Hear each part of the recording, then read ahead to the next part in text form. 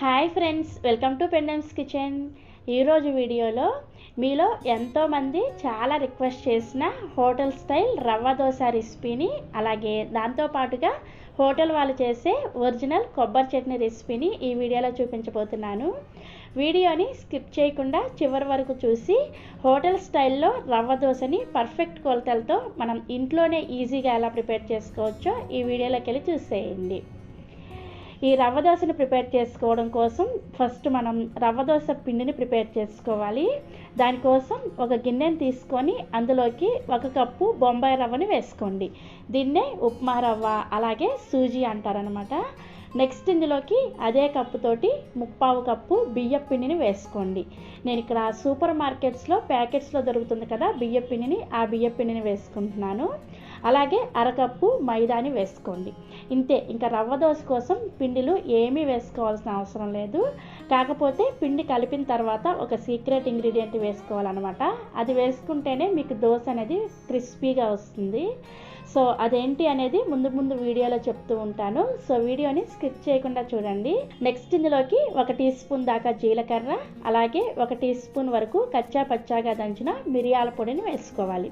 అలాగే 2 పచ్చిమిర్చిని ఇలా చిన్నగా ముక్కలుగా కట్ చేసుకొని వేసుకోండి. అలాగే 1 టీ స్పూన్ వరకు పంచదారను వేసుకోండి. ఇలా పంచదార వేసుకోవడం వల్లనే మనకి రవ్వ దోశ అనేది మంచి గోల్డెన్ కలర్లో వస్తుంది అనమాట. హోటల్ వాళ్ళు ఖచ్చితంగా ఇలా కొద్దిగా పంచదారని వేస్తారు. మీకు ఒకవేళ వేసుకోవడం ఇష్టం లేకపోతే స్కిప్ చేసేయండి. అలాగే 1 టీ స్పూన్ వరకు బాగా సన్నగా తరిగిన అల్లం ముక్కల్ని వేసుకోవాలి. నెక్స్ట్ బాగా సన్నగా కట్ చేసిన కరివేపాకుని కొద్దిగా, అలాగే సన్నగా కట్ చేసిన కొత్తిమీరని కొద్దిగా వేసుకోండి. చివరిగా రుచికి సరిపడా ఉప్పును కూడా వేసుకొని ఇవన్నీ కూడా ఈ పిండిల్లో కలిసేటట్లుగా ఒకసారి బాగా కలుపుకొని తర్వాత ఇందులోకి ఒక మీడియం సైజ్ ఉల్లిపాయని ఇలా చిన్న చిన్న ముక్కలుగా కట్ చేసుకొని వేసుకొని ఈ ఉల్లిపాయ ముక్కలు కూడా వీటిలో కలిసేటట్లుగా ఒకసారి కలుపుకోవాలి. సో ఇలా కలుపుకున్న తర్వాత ఇప్పుడు ఇందులోకి 4 కప్పుల వరకు నీళ్ళని పోసుకోవాలి. కప్పు బొంబాయి రవ్వకి ఫస్ట్ మనం 4 కప్పుల నీళ్ళని పోసుకోవాలి. అయితే 4 కప్పుల నీళ్ళని ఒకేసారి పోసుకోకుండా ఫస్ట్ 2 కప్పుల నీళ్ళని పోసుకొని ఉండలు లేకుండా పిండిని బాగా కలుపుకున్న తర్వాత ఇప్పుడు ఇందులో మరొక 2 కప్పుల నీళ్ళని పోసుకోండి. ఫస్ట్ 2 కప్పుల నీళ్ళని వేసుకొని కలుపుకున్న తర్వాత మాత్రమే ఇంకొక 2 కప్పుల నీళ్ళని వేసుకొని కలుపుకోవాలన్నమాట. సో మొత్తానికి 4 కప్పుల నీళ్ళని వేసుకొని ఇది కలుపుకున్న తర్వాత మనకి బ్యాటర్ కన్సిస్టెన్సీ అనేది చూసారు కదా, ఇలా ఫ్లోయింగ్ కన్సిస్టెన్సీలో వాటర్ లాగా ఉంటుందన్నమాట. రవ్వ దోశకి ఈ విధంగా కన్సిస్టెన్సీ అనేది రావాలన్నమాట. నేను చెప్పినట్టుగా పర్ఫెక్ట్గా 1 కప్పుకి 4 కప్పుల నీళ్ళు పోసుకున్నారంటే మీకు పర్ఫెక్ట్గా ఈ విధంగా రెడీ అవుతుందన్నమాట. సో ఇలా రెడీ చేసుకున్న రవ్వ దోశ మిశ్రమాన్ని మూత పెట్టేసి ఒక 10 నుంచి 15 నిమిషాల పాటు పక్కన పెట్టుకోండి. అప్పుడు మనకి రవ్వ అనేది చక్కగా నానుతుందన్నమాట. సో ఈలోపు మనం ఈ రవ్వ దోశలోకి ముందుగానే కొబ్బరి చట్నీని ప్రిపేర్ చేసేసుకుందాము. ఈ కొబ్బరి చట్నీని ప్రిపేర్ చేసుకోవడం కోసం ఒక మిక్సీ జార్ని తీసుకొని అందులోకి 1 కప్పు పచ్చి కొబ్బరి ముక్కల్ని వేసుకోండి. అలాగే ఒక 2 టేబుల్ స్పూన్ల వరకు వేయించిన శనగపప్పు, చట్నీ పప్పు, అలాగే పుట్నాల పప్పు అంటారు కదా, వాటిని ఒక 2 టేబుల్ స్పూన్లు వేసుకోవాలి. నెక్స్ట్ ఇందులోకి ఒక 4 నుంచి 5 వరకు పచ్చిమిర్చిని మీరు తినే కారానికి తగ్గట్టుగా వేసుకోవాలి. ఇక్కడ నేను వాడే పచ్చిమిర్చి అనేది బాగా కారంగా ఉన్నాయన్నమాట, అందుకని 4 పచ్చిమిర్చిని వేసుకున్నాను. అలాగే రుచికి సరిపడా ఉప్పును కూడా వేసుకొని ఒక చిన్న ముక్క అల్లాన్ని వేసుకోండి. అల్లాన్ని మరీ ఎక్కువగా వేసుకోవద్దు, జస్ట్ కొంచెం వేసుకుంటే సరిపోతుంది. నెక్స్ట్ ఒక 2 వెల్లుల్లి రెబ్బల్ని పైన పొట్టు తీసుకొని వేసుకోండి. ఇవన్నీ వేసుకొని ఫస్ట్ ఇందులో నీళ్ళేమీ వేసుకోకుండా ఇది కొంచెం కచ్చా పచ్చాగా గ్రైండ్ చేసుకోవాలి. చూడండి, ఇలా కొంచెం కచ్చా పచ్చాగా గ్రైండ్ చేసుకున్న తర్వాత ఇప్పుడు అవసరమైన నీళ్ళని వేసుకొని ఈ చట్నీని గట్టిగానే గ్రైండ్ చేసుకోవాలి. మనకి హోటల్లో వడ్డించే కొబ్బరి చట్నీ అనేది గట్టిగా ఉంటుందన్నమాట, పలుచగా ఉండదు. సో ఇక్కడ నేను మీకు గ్రైండ్ చేసిన తర్వాత చూపిస్తున్నాను, చూసారా, మనకి చట్నీ కన్సిస్టెన్సీ అనేది ఈ విధంగా ఉండాలి. మనకి హోటల్ స్టైల్లో చట్నీ అనేది గ్రైండ్ అయిపోయింది. ఇప్పుడు దీన్ని ఒక గిన్నెలోకి వేసుకొని ఈ చట్నీకి తాలింపుని పెట్టుకోవడం కోసం స్టవ్ ఆన్ చేసి తాలింపు గిన్నెను పెట్టుకొని అందులోకి 1 టీ స్పూన్ వరకు నూనెను వేసుకొని వేడి చేసుకోండి. నూనె వేడైన తర్వాత ఒక 1/2 టీ స్పూన్ ఆవాలు, 1/2 టీ స్పూన్ మినపగుళ్ళు, 1/2 టీ స్పూన్ పచ్చిశనగపప్పు, అలాగే 1/2 టీ స్పూన్ జీలకర్రని వేసుకొని ఒక ఎండుమిర్చిని ఇలా సగానికి తుంచుకొని వేసుకోవాలి. అలాగే ఒక రెమ్మ కరివేపాకును కూడా వేసుకొని ఈ తాలింపుని లో ఫ్లేమ్లోనే చక్కగా ఫ్రై చేసుకొని, ఈ తాలింపు ఇలా చక్కగా ఫ్రై అయిన తర్వాత మనం ముందుగా గ్రైండ్ చేసుకున్న కొబ్బరి చట్నీలో వేసుకొని కలుపుకున్నారంటే మనకి హోటల్ స్టైల్లో టేస్టీగా కొబ్బరి చట్నీ అనేది రెడీ అయిపోతుంది. చూస్తేనే నోట్లో నీళ్ళు ఊరిపోతున్నాయి కదా, చాలా టేస్టీగా ఉంటుంది. ఈ కొబ్బరి చట్నీ అనేది ఈ రవ్వ దోశలోకి మంచి కాంబినేషన్ అనమాట. సో మనకి చట్నీ ప్రిపేర్ చేసుకునే లోపు ఈ రవ్వ దోశ మిశ్రమం కలిపి పెట్టుకున్నాం కదా, అది మనకి మూత తీసి చూస్తే ఈ రవ్వ అనేది కిందకి వెళ్ళిపోయి పైన నీళ్ళు అనేది ఈ విధంగా తేలుతూ ఉంటాయి అన్నమాట. అంటే మనకి రవ్వ అనేది చక్కగా నాని వాటర్కి అడుగు భాగానికి వెళ్ళిపోతుంది. సో ఇలా ఒకసారి కలుపుకున్న తర్వాత ఇప్పుడు ఇందులోకి ఒక 2 టేబుల్ స్పూన్ల వరకు బొంబాయి రవ్వని వేసుకోండి. ఇలా దోశ వేసుకునే ముందు బొంబాయి రవ్వని వేసుకొని కలుపుకోవడం వలన మనం వేసుకోబోయే రవ్వ దోశ అనేది చాలా క్రిస్పీగా వస్తుంది అనమాట. ఎందుకంటే ఇప్పుడు మనం వేసుకున్న ఈ 2 టేబుల్ స్పూన్ల బొంబాయి రవ్వ అనేది మనకి నీళ్ళల్లో నానకుండా అలాగే ఉంటుంది కాబట్టి మనకి రవ్వ దోశ తినేటప్పుడు కరకరలాడుతూ బాగా క్రిస్పీగా ఉంటుంది అనమాట. సో హోటల్స్లో ఇదే విధంగా దోశ వేసే ముందు కొద్దిగా బొంబాయి రవ్వని కలిపి దోశ వేస్తారనమాట. దానివల్లే మనకి దోశ అనేది క్రిస్పీగా అనిపిస్తుంది. ఇది ఒక సీక్రెట్ టిప్ అనమాట. రవ్వ దోశ వేసుకునే వాళ్ళు ఒకసారి ఈ విధంగా ట్రై చేసి చూడండి. సో మనం రవ్వ వేసుకొని కలుపుకున్న తర్వాత ఒకసారి కన్సిస్టెన్సీని చెక్ చేసుకోండి. మనకి కన్సిస్టెన్సీ అనేది కొంచెం చిక్కగా ఉంది కదా, ఇప్పుడు ఇందులోకి ఇంకొక కప్పు వరకు నీళ్ళను వేసుకొని కలుపుకోండి. సో మొత్తానికి మనం 1 కప్పు బొంబాయి రవ్వ, 1/4 కప్పు బియ్యం పిండి, అరకప్పు మైదాకి 5 కప్పుల నీళ్ళని పోసుకున్నాం. ఇవి పర్ఫెక్ట్ కొలతలు అనమాట. ఇదే ఎగ్జాక్ట్గా ఫాలో అయ్యి మీరు రవ్వ దోశని ప్రిపేర్ చేసుకొని చూడండి. ఖచ్చితంగా మీకు హోటల్లో ఎలా అయితే ప్రిపేర్ చేస్తారో అదే విధంగా మీరే ఇంట్లోనే ప్రిపేర్ చేసేసుకుంటారు. అంత పర్ఫెక్ట్గా వస్తుంది అనమాట. సో మనకి కన్సిస్టెన్సీ పర్ఫెక్ట్గా రెడీ అయిపోయింది. ఇప్పుడు దోశని వేసుకోవడం కోసం ఇలా గరిటెతో కాకుండా ఒక గిన్నెని సెట్ చేసుకోండి. గిన్నెతో అయితే మీకు దోశ అనేది పర్ఫెక్ట్గా వేసుకోవడానికి వస్తుంది అనమాట.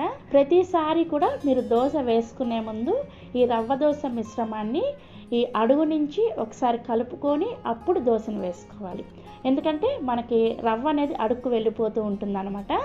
కాబట్టి ప్రతిసారి మనం కలుపుకొని ఆ పైన వచ్చే తేటను తీసుకొని దోశలాగా వేసుకోవాలన్నమాట. సో ఇప్పుడు దోశ వేసుకోవడం కోసం స్టవ్ ఆన్ చేసి దోశల పెనాన్ని పెట్టుకొని పెనం అనేది బాగా వేడిగా ఉండాలి. పెనం అనేది మనకి బాగా వేడైన తర్వాత కొద్దిగా నీళ్ళని వేసుకొని ఈ నీళ్ళని టిష్యూ పేపర్తో కానీ లేదంటే కాటన్ క్లాత్తో కానీ క్లీన్ చేసేయండి. ఇలా క్లీన్ చేసుకున్న తర్వాత 1 టీ స్పూన్ నూనెను వేసుకొని ఉల్లిపాయతో ఈ విధంగా రబ్ చేసుకోండి. ఇలా చేసుకుంటే మీకు దోశ అనేది చక్కగా వస్తుంది అనమాట.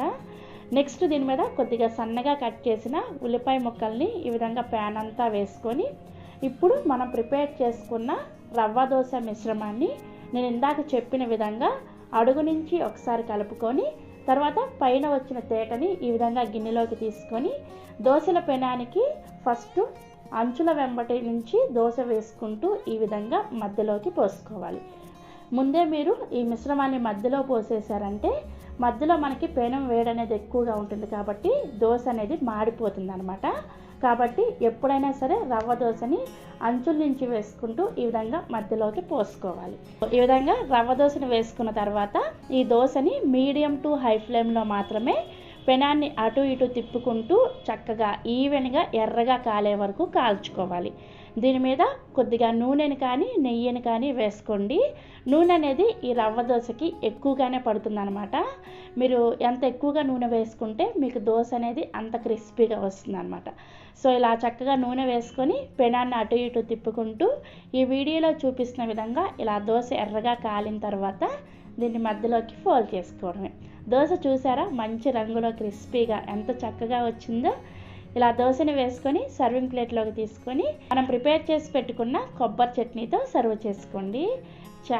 చాలా టేస్టీగా ఉంటుంది. ఇదే విధంగా మిగిలిన పిండితో కూడా దోశలను వేసుకోండి. అయితే దోశలు వేసుకునే కొద్దీ మనకి ఈ దోశల పిండి మిశ్రమం అనేది చిక్కబడుతూ ఉంటుంది అనమాట. అప్పుడు కొద్దిగా నీళ్లు వేసుకుంటూ కన్సిస్టెన్సీని అడ్జస్ట్ చేసుకుంటూ దోశలను వేసుకోండి. సో ఇలా దోశలు వేసుకొని ఈ కొబ్బరి చట్నీతో తింటూ ఉంటే చాలా చాలా టేస్టీగా ఉంటుంది.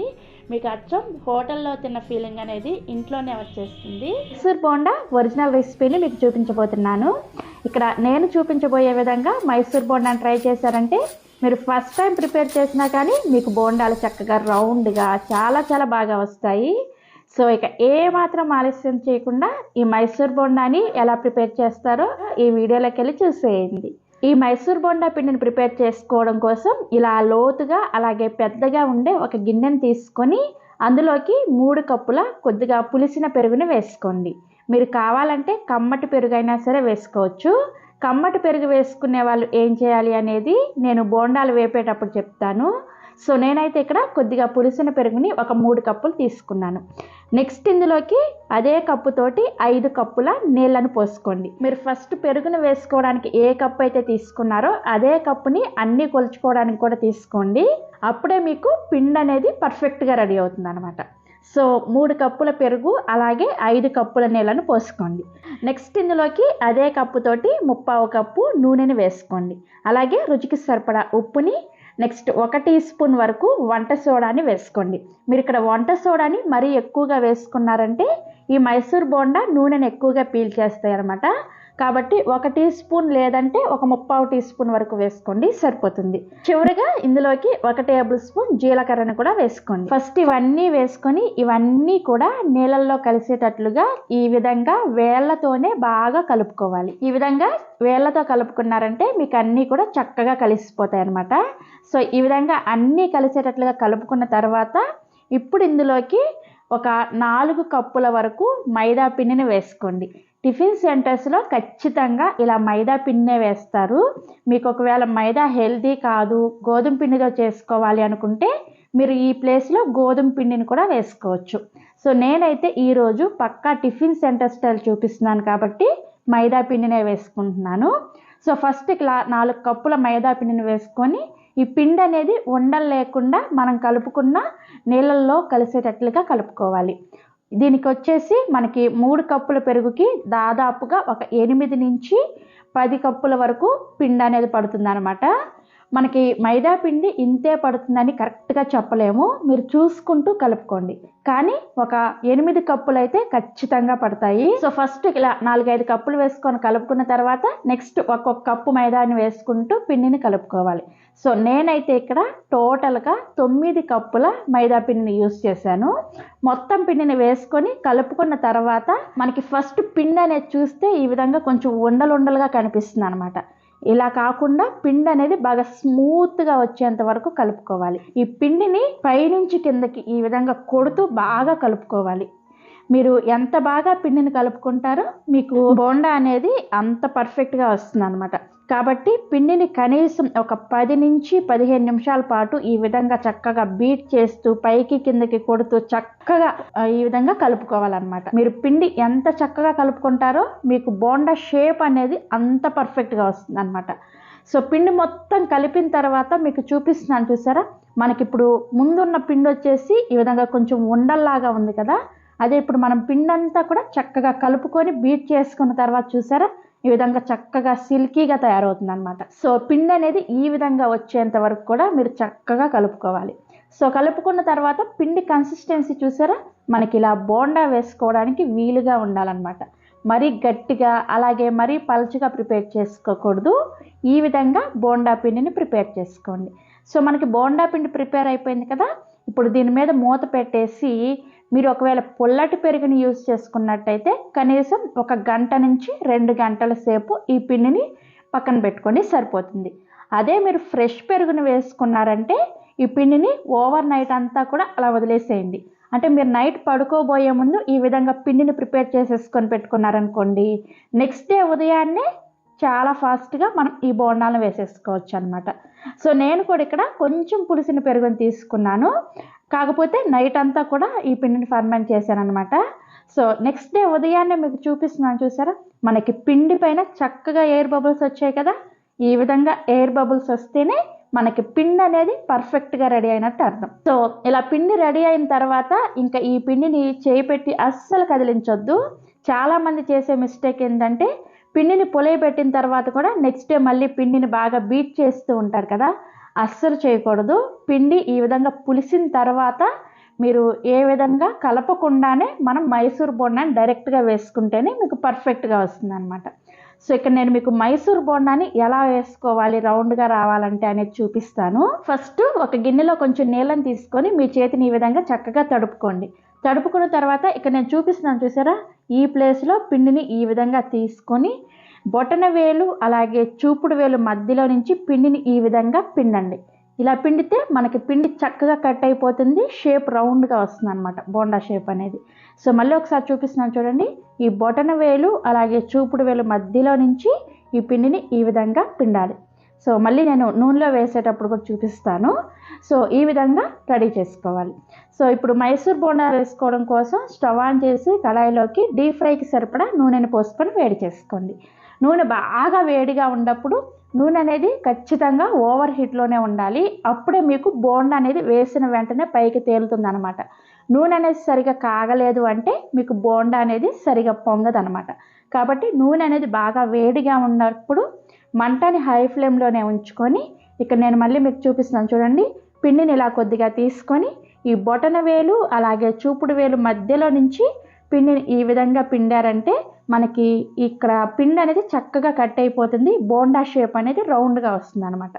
సో బోండా వేసిన వెంటనే నూనెలో నుంచి చూసారా చక్కగా పైకి తేలుతుంది కదా, ఇలా పైకి తేలితేనే మనకి బోండా అనేది పర్ఫెక్ట్గా రెడీ అవుతుంది అనమాట. సో ఈ విధంగా మిగిలిన మైసూర్ బోండా అన్నిటిని కూడా మీ కడాయికి సరిపడా వేసుకోండి. సో ఇలా బోండాలన్నీ వేసుకున్న తర్వాత వీటిని మీడియం ఫ్లేమ్లో కొద్దిగా పైన పచ్చిదనం పోయేంత వరకు ఒకసారి ఫ్రై చేసుకోండి. సో ఇలా కొంచెం ఫ్రై అయిన తర్వాత ఇప్పుడు వీటిని ఒక గిన్నెలోకి తీసుకొని నెక్స్ట్ ఇంకొక వాయి మైసూర్ బోండాలను కూడా వేసుకోండి. సో రెండో వాయి మైసూర్ బోండాలు కూడా ఈ విధంగా కొంచెం ఫ్రై అయిన తర్వాత ఇప్పుడు మనం ముందుగా ఫ్రై చేసుకున్న మైసూర్ బోండా ఉన్నాయి చూడండి, వాటిని కూడా ఈ నూనెలో వేసుకొని రెండోసారి మీడియం ఫ్లేమ్లో చక్కగా ఈ విధంగా కలుపుకుంటూ ఫ్రై చేసుకోండి. ఇలా 2 సార్లు డీప్ ఫ్రై చేసుకోవడం వల్ల మనకి మైసూర్ బోండా పైన క్రిస్పీగా అలాగే లోపల పిండి కూడా పిండిగా లేకుండా చక్కగా ఉడుకుతుంది అనమాట. చాలామంది టిఫిన్ సెంటర్స్లో ఈ విధంగా డబుల్ ఫ్రై చేస్తారనమాట. ఇలా చేస్తే మీకు ఈ బోండా అనేది ఎక్కువసేపు క్రిస్పీగా ఉంటుంది, అలాగే పర్ఫెక్ట్గా ఉంటుంది అనమాట. సో ఈ విధంగా అన్నీ కూడా చక్కగా ఇలా ఎర్రగా రంగు మారేంత వరకు ఫ్రై చేసుకొని సర్వింగ్ ప్లేట్లోకి తీసుకొని సర్వ్ చేసుకోండి. సో చూసారా ఎంత పర్ఫెక్ట్గా ఉందో షేప్ అనేది. ఇలా బోండాలు ప్రిపేర్ చేసుకొని పల్లి చట్నీతో కానీ లేదంటే కొబ్బరి చట్నీతో కానీ సర్వ్ చేసుకోండి. ఇక నేను మీకు ఒక బోండాని చూపిస్తున్నాను చూసారా, పైన క్రిస్పీగా అలాగే లోపల అనేది పిండిగా లేకుండా చక్కగా ఉడికింది కదా. ఇలా బోండాలు ప్రిపేర్ చేసుకొని మీకు నచ్చిన చట్నీతో సర్వ్ చేసుకోండి.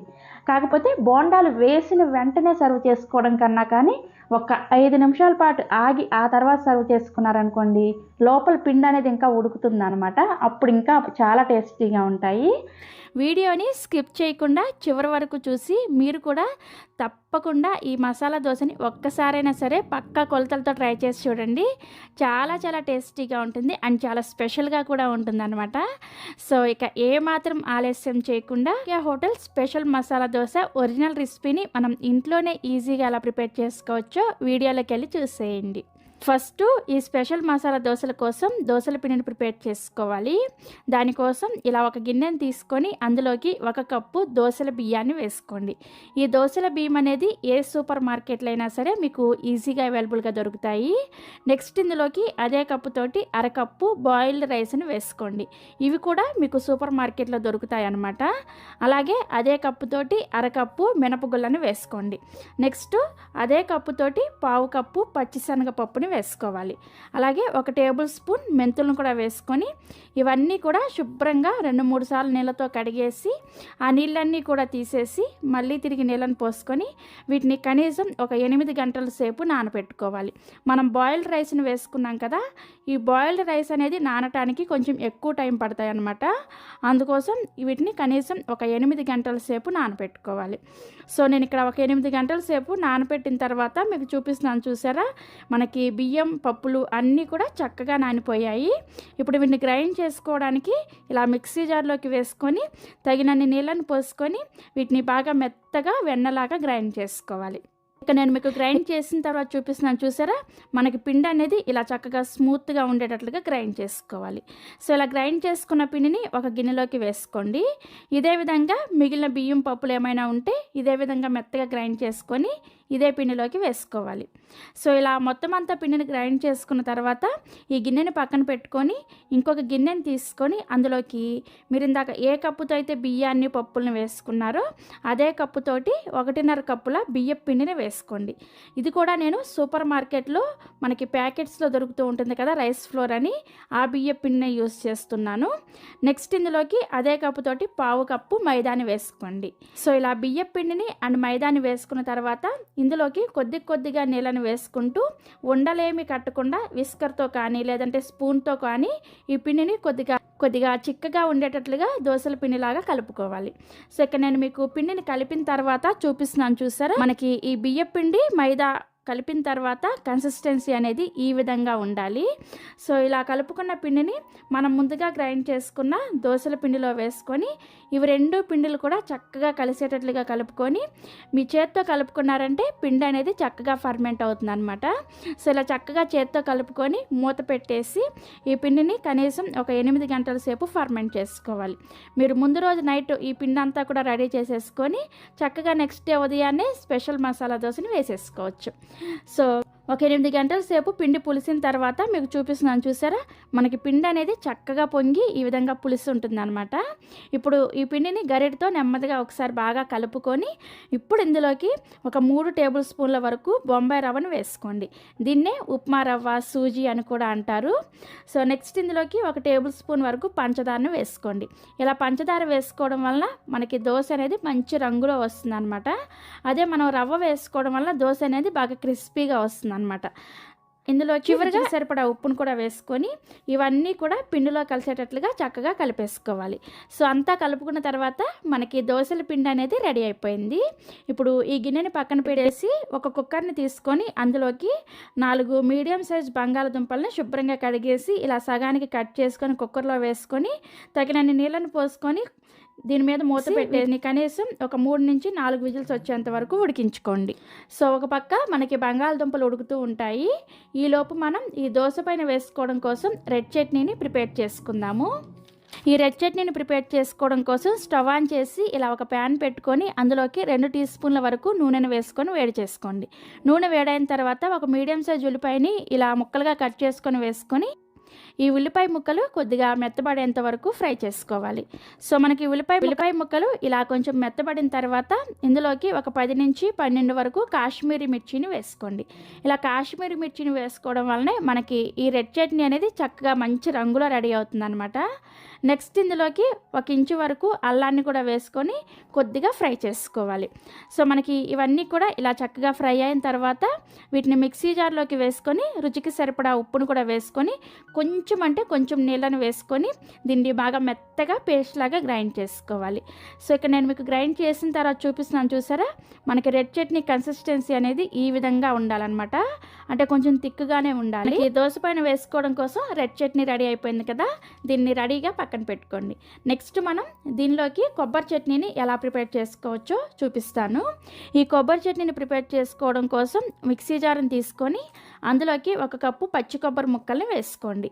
అలాగే 1 కప్పు పుట్నాల పప్పును వేసుకోండి. వీటిని చట్నీ పప్పు, వేయించిన శనగపప్పు అని కూడా అంటారు. నెక్స్ట్లోకి ఒక 5 నుంచి 6 పచ్చిమిర్చిని అలాగే 1 రెమ్మ కరివేపాకుని ఒక 1/2 టీ స్పూన్ నూనెలో ఫ్రై చేసుకొని ఆ పచ్చిమిర్చిని అలాగే కరివేపాకుని ఇందులోకి వేసుకోండి. అలాగే రుచికి సరిపడా ఉప్పును కూడా వేసుకొని కొద్దిగా చింతపండును వేసుకోండి. చింతపండుని మరీ ఎక్కువగా వేసుకోవద్దు. ఇవన్నీ వేసుకున్న తర్వాత ఈ చట్నీని గ్రైండ్ చేసుకోవడం కోసం తగినన్ని నీళ్ళని పోసుకొని చట్నీని బాగా గట్టిగా గ్రైండ్ చేసుకోవాలి. అలాగే మెత్తగా ఉండేటట్లుగా గ్రైండ్ చేసుకోండి. సో ఇక్కడ నేను మీకు గ్రైండ్ చేశాక చూపిస్తున్నాను చూడండి. మనకి చట్నీ అనేది ఈ విధంగా ఉండాలన్నమాట. సో మనకి హోటల్ స్టైల్లో కొబ్బరి చట్నీ అనేది రెడీ అయిపోయింది. ఇక ఈ చట్నీకి తాలింపు పెట్టాల్సిన అవసరం అవసరం ఏమీ లేదు, ఇదే విధంగా సర్వ్ చేస్తారనమాట. సో మనకి దోశల పిండి రెడీ అయిపోయింది, రెడ్ చట్నీ రెడీ అయిపోయింది, అలాగే కొబ్బరి చట్నీ కూడా రెడీ అయిపోయింది.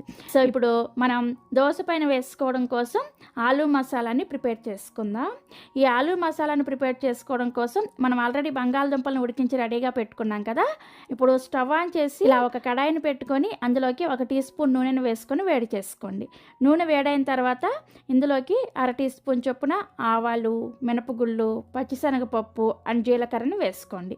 వేసుకొని వీటిని లో ఫ్లేమ్లో కొద్దిగా ఫ్రై చేసుకోవాలి. సో మనకి పోపు దినుసులు ఇలా ఫ్రై అయిన తర్వాత ఇప్పుడు ఇందులోకి 3 నుంచి 4 వరకు పచ్చిమిర్చిని ఇలా చిన్న చిన్న ముక్కలుగా కట్ చేసుకొని వేసుకోండి. అలాగే 2 మీడియం సైజ్ ఉల్లిపాయల్ని ఇలా ముక్కలుగా కట్ చేసుకొని వేసుకోండి. నెక్స్ట్ రుచికి సరిపడా ఉప్పుని, అలాగే 1/2 టీ స్పూన్ దాకా పసుపుని, 1 రెమ్మ కరివేపాకును కూడా వేసుకొని వీటన్నింటిని కూడా లో ఫ్లేమ్లో ఒక 5 నుంచి 7 నిమిషాల పాటు ఫ్రై చేసుకోవాలి. మనకి ఉల్లిపాయ ముక్కలు అనేది బాగా మెత్తగా అయ్యేంత వరకు ఫ్రై చేసుకోండి. సో మనకి ఉల్లిపాయ ముక్కలు ఇలా చక్కగా మెత్తబడిన తర్వాత ఇప్పుడు ఇందులోకి మనం ముందుగానే ఉడికించుకున్న బంగాళదుంపలకి పైన పొట్టు తీసేసి ఇలా కొంచెం మెత్తగా మ్యాష్ చేసుకొని వేసుకొని ఒకసారి బాగా కలుపుకొని 1/4 కప్పు వరకు నీళ్ళను వేసుకొని మరలా ఒకసారి బాగా కలుపుకోండి. సో కలుపుకున్న తర్వాత మనకి ఈ ఆలు మిశ్రమం అనేది ఈ విధంగా ఉంటుందన్నమాట. ఇప్పుడు ఇందులోకి బాగా సన్నగా తరిగిన కొత్తిమీర కొద్దిగా వేసుకొని ఒకసారి బాగా కలుపుకొని మనం స్టవ్ ఆఫ్ చేసేసామంటే మనకి దోశ పైన వేసుకోవడం కోసం ఆలూ మసాలా అనేది రెడీ అయిపోతుంది. చూసారు కదా, మనకి ఆలూ మసాలా కన్సిస్టెన్సీ అనేది ఈ విధంగా ఉండాలన్నమాట. సో మనకి దోశ వేసుకోవడం కోసం అన్నీ కూడా రెడీ అయిపోయినాయి. ఇప్పుడు దోశ వేసుకోవడంలోనే ఒక స్పెషల్ ఉందన్నమాట. ఆ దోశని ఎలా వేసుకోవాలో ఇక్కడ నేను మీకు చూపిస్తాను. చక్కగా చూసి మీరు కూడా తప్పకుండా ట్రై చేయండి. ఈ దోశ వేసుకోవడం కోసం స్టవ్ ఆన్ చేసి ఇలా దోశల పెనాన్ని పెట్టుకొని బాగా వేడి చేసుకోండి. పెనం బాగా వేడైన తర్వాత ఇలా కొద్దిగా నెలను వేసుకొని టిష్యూ పేపర్తో కానీ లేదంటే కాటన్ క్లాత్తో కానీ క్లీన్ చేసేయండి. ఇలా క్లీన్ చేస్తేనే మనకి దోశ అనేది పెనానికి బాగా స్టిక్ అయ్యి క్రిస్పీగా వస్తుంది అనమాట. మీరు క్లీన్ చేయకుండా దోశ వేసుకున్నారంటే మీకు దోశ అనేది అంత క్రిస్పీగా రాదనమాట. సో ఇలా క్లీన్ చేసుకున్న తర్వాత ఇప్పుడు ఈ వీడియోలో చూపిస్తున్న విధంగా ఒక గరిటెడు పిండిని వేసుకొని దోశని మరీ పలుచగా కాకుండా ఇలా కొంచెం మందంగానే దోశని వేసుకోండి. ఇలా దోశ వేసుకున్న తర్వాత దోశ పైన తడి కొంచెం ఆరిపోయేటప్పుడు దీని మీద 1 టీ స్పూన్ వరకు నెయ్యిని వేసుకోండి. ఈ దోశకి నెయ్యి వేస్తేనే టేస్ట్ బాగుంటుంది అనమాట. మీరు వద్దు అనుకుంటే నూనెను కూడా వేసుకోవచ్చు. బట్ హోటల్లో అయితే ఖచ్చితంగా ఇదే విధంగా నెయ్యి వేస్తారనమాట. సో నెయ్యి వేసిన తర్వాత దీని మీద మనం ముందుగా ప్రిపేర్ చేసుకున్న రెడ్ చట్నీ ఉంది కదా, ఆ రెడ్ చట్నీని కూడా వేసుకొని ఇలా దోశ అంతా కూడా స్ప్రెడ్ చేసుకోండి. అలా దోశ మీద రెడ్ చట్నీని స్ప్రెడ్ చేసేటప్పుడే జాగ్రత్తగా చేసుకోండి. ఇక్కడ నేను మీకు వీడియోలో చూపిస్తున్నాను చూసారా, మనం దోశ పైన దోశల పిండితో సహా ఇలా రెడ్ చట్నీని ఈ గరిటతో అట్లకాడతో ఇలా చక్కగా లాగేసి ఈ దోశ పైన పిండిని అంతా కూడా ఇలా లాగేసిన తర్వాత ఈ దోశల పిండిని అలాగే రెడ్ చట్నీని రెండింటిని కలిపేసి మిక్స్ చేసుకుంటూ దోశ మీద అప్లై చేసుకోవాలి. ఇదే ఈ చాళుక్య హోటల్ మసాలా దోశ స్పెషల్ అనమాట. ఇలా చేయడం వల్ల మీకు దోశ అనేది క్రిస్పీగా పల్చగా ఒక లేయర్ ఉంటుంది కదా, ఆ లేయర్ క్రిస్పీగా ఉంటుంది అనమాట. దానివల్ల మనకి దోశ ఎక్స్ట్రా క్రిస్పీగా వస్తుంది. అలాగే మనకి దోశ అనేది మంచి రంగులో కూడా వస్తుంది అనమాట. మళ్ళీ చూపిస్తాను చూడండి. దోశల పిండితో పాటుగా ఈ రెడ్ చట్నీని తీసుకుంటూ దోశ అంతా చక్కగా ఈవెన్గా స్ప్రెడ్ చేసుకోవాలి. ఇది ఫస్ట్ టైంకి మీకు రాకపోవచ్చు, ప్రాక్టీస్లో మీకు చక్కగా వచ్చేస్తుంది అనమాట. సో ఇలా స్ప్రెడ్ చేసుకున్న తర్వాత ఇప్పుడు దీని మీద ఇంకొక టీ స్పూన్ వరకు నెయ్యిని వేసుకొని ఈ దోశని మీడియం ఫ్లేమ్లో చక్కగా అన్ని వైపులు కూడా ఎర్రగా కాలేంత వరకు కాల్చుకోవాలి. సో మనకి దోశ ఇలా కాలిన తర్వాత మనం ప్రిపేర్ చేసి పెట్టుకున్న ఆలూ మసాలాని పెట్టుకొని ఈ విధంగా ట్రయాంగిల్ షేప్లో ఫోల్డ్ చేసుకోవడమే. దోశ చూసారు కదా, మంచి రంగులో క్రిస్పీగా ఎంత బాగా వచ్చిందో మీకు ఇక్కడ దోశ చూస్తేనే అర్థమైపోతుంది. చాలా చాలా టేస్టీగా ఉంటుంది. సో ఇక మీరు కూడా తప్పకుండా ఈ వీడియో చూసిన తర్వాత ఒక్కసారైనా సరే ఈ స్పెషల్ మసాలా దోశని ట్రై చేసి చూడండి. బెంగళూరులోని ఒక చిన్న టిఫిన్ సెంటర్లో ఏ బ్రేక్ఫాస్ట్కి అయినా సరే సరిపోయే విధంగా ఆంటీ ప్రిపేర్ చేసిన చట్నీ రెసిపీని ఎలా ప్రిపేర్ చేసుకోవాలో చూపించబోతున్నాను. నేనైతే ఈ చట్నీని 2 రోజుల క్రితం ఇడ్లీతో ట్రై చేశాను. టేస్ట్ అయితే నెక్స్ట్ లెవెల్లో ఉంది. నిజం చెప్పనా, ఈ చట్నీ కోసమే జనాలు ఈ టిఫిన్ సెంటర్లో ఎగబడిపోతూ ఉంటారు. టిఫిన్ సెంటర్ అయితే చిన్నదే కానీ ఇక్కడ చట్నీ అయితే చాలా ఫేమస్ అనమాట. ఇందులో ఒక స్పెషల్ ఇంగ్రీడియంట్ వేస్తారు, దానివల్లే ఈ చట్నీ అంత టేస్టీగా వస్తుంది. తప్పకుండా ఇంత టేస్టీగా ఉండే చట్నీ రెసిపీని మీరు కూడా ఒక్కసారైనా సరే ట్రై చేసి చూడండి. సో ఇక ఏమాత్రం ఆలస్యం చేయకుండా టిఫిన్ సెంటర్లో ఎంతో ఫేమస్ అయిన ఈ చట్నీని మీరు ఇంట్లోనే ఎలా ప్రిపేర్ చేసుకోవచ్చో వీడియోలోకి వెళ్ళి చూసేయండి. ఈ చట్నీని ప్రిపేర్ చేసుకోవడం కోసం స్టవ్ ఆన్ చేసి ఇలా ఒక ప్యాన్ పెట్టుకొని ఇందులోకి 1 టీ స్పూన్ నూనెను వేసుకొని వేడి చేసుకోండి. నూనెని మరీ ఎక్కువగా వేసుకోకూడదు. నూనె వేడైన తర్వాత ఇందులోకి 1/2 కప్పు పల్లీలను వేసుకొని ఈ పల్లీలని ఖచ్చితంగా లో టు మీడియం ఫ్లేమ్లోనే కలుపుకుంటూ ఒక 50% వేగేంత వరకు వేయించుకోండి. ఈ చట్నీ కోసం పల్లీలు ముందుగానే మరీ ఎక్కువ రంగు వచ్చేంత వరకు వేయించకూడదు అనమాట. అలాగే మీరు మంటని మరీ ఎక్కువగా పెట్టేసి వేయించారంటే చట్నీ టేస్ట్ అంతా కూడా చేంజ్ అయిపోతుంది. నెమ్మదిగా ఫ్లేమ్ని లో టు మీడియంకి అడ్జస్ట్ చేసుకుంటూ చూసారా, పల్లీలు జస్ట్ ఇలా ఒక 50% వేగేంత వరకు వేయించుకోండి. పల్లీలు ఇలా ఒక 50% వేగిన తర్వాత ఇందులోకి ఒక రెమ్మ కరివేపాకుని అలాగే ఒక 20 నుంచి 25 వరకు పుదీనా ఆకుల్ని వేసుకోండి. నెక్స్ట్ ఇందులోనే ఒక 5-6 పచ్చిమిర్చిని ఇలా ముక్కలుగా కట్ చేసుకొని వేసుకోండి. పచ్చిమిర్చి ఇక్కడ నేను తీసుకున్నవైతే చాలా కారంగా ఉన్నాయి, అందుకని కొంచెం తక్కువగానే వేసుకున్నాను. మీరు తినే కారానికి తగ్గట్టుగా పచ్చిమిర్చిని చూసుకొని ఎక్కువ తక్కువ కూడా వేసుకోవచ్చు. ఇవన్నీ వేసుకున్న తర్వాత పచ్చిమిర్చి జస్ట్ మనం కొంచెం తెల్లగా వేగేంత వరకు లో ఫ్లేమ్లోనే వేయించుకోవాలి. సో చూసారా, పచ్చిమిర్చి ఇలా తెల్లగా వేగిన తర్వాత ఇందులోకి మీరు ఏ కప్పుతో అయితే పల్లీలను వేసుకున్నారో అదే కప్పుతోటి 1/2 కప్పు పుట్నాల పప్పుని వేసుకోండి. వీటిని వేయించిన శనగపప్పు అలాగే చట్నీ పప్పు అని కూడా అంటారు. 1/2 కప్పు పల్లీలకి 1/2 కప్పు పుట్నాల పప్పుని కంపల్సరీ వేసుకోవాలి. పుట్నాల పప్పుని వేసుకున్న తర్వాత జస్ట్ ఒకసారి కలుపుకోండి. వీటిని వేసిన తర్వాత ఫ్రై చేయకూడదు అనమాట. తర్వాత ఇందులోకి ఒక చిన్న నిమ్మకాయ సైజ్ అంతా చింతపండును వేసుకోండి. చింతపండును కూడా వేసుకొని ఒకసారి కలుపుకొని నెక్స్ట్ ఇందులోకి అదే కప్పుతోటి 1/2 కప్పు పచ్చి కొబ్బరి ముక్కల్ని వేసుకోండి. 1/2 కప్పు పల్లీలు, 1/2 కప్పు పచ్చి కొబ్బరి ముక్కలు అలాగే 1/2 కప్పు పుట్నాల పప్పును వేసుకోవాలి. ఖచ్చితంగా మీరు కూడా ఈ కొలతలతో చేస్తేనే మీకు చట్నీ టేస్ట్ అనేది ఎగ్జాక్ట్గా వస్తుంది.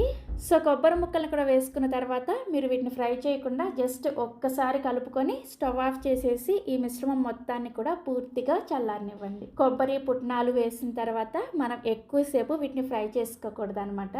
సో మనకి వేయించుకున్న పల్లీలు కొబ్బరి ఇవి పూర్తిగా చల్లారిన తర్వాత మిక్సీ జార్లోకి వేసుకోండి. నెక్స్ట్ ఇందులోనే రుచికి సరిపడా ఉప్పును కూడా వేసుకోండి. తర్వాత ఇందులోకి సీక్రెట్ ఇంగ్రీడియంట్ 3 లేదా 4 సాంబార్ ఉల్లిపాయలను వేసుకోండి. ఎస్, మీరు విన్నది కరెక్టే.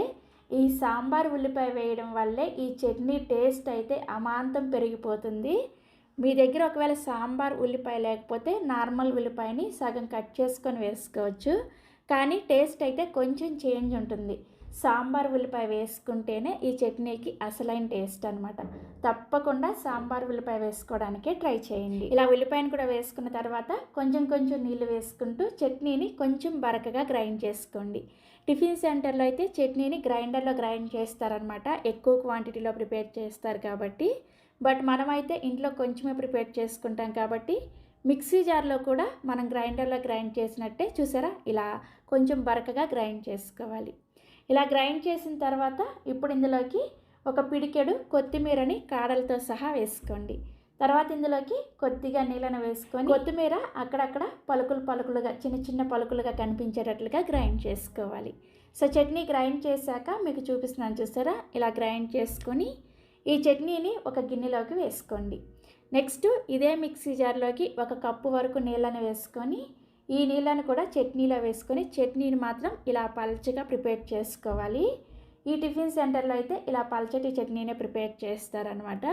మీరు కావాలంటే చట్నీ కన్సిస్టెన్సీని మీకు తగ్గట్టుగా అడ్జస్ట్ చేసుకోవచ్చు.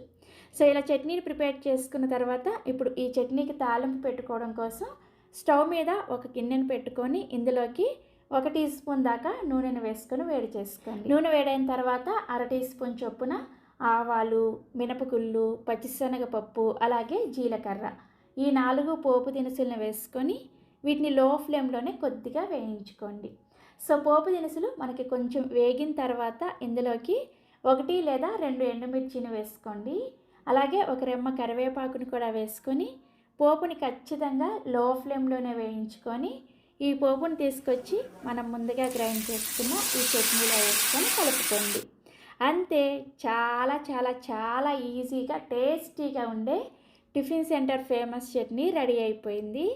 ఈ చట్నీని మీరు రెగ్యులర్గా ప్రిపేర్ చేసుకునే ఇడ్లీతోనైనా, దోశతోనైనా, వడతో అయినా, ఉప్మాతో అయినా, మసాలా దోశ, ఇలా ఏ బ్రేక్ఫాస్ట్లోకైనా సరే సర్వ్ చేసుకోవచ్చు.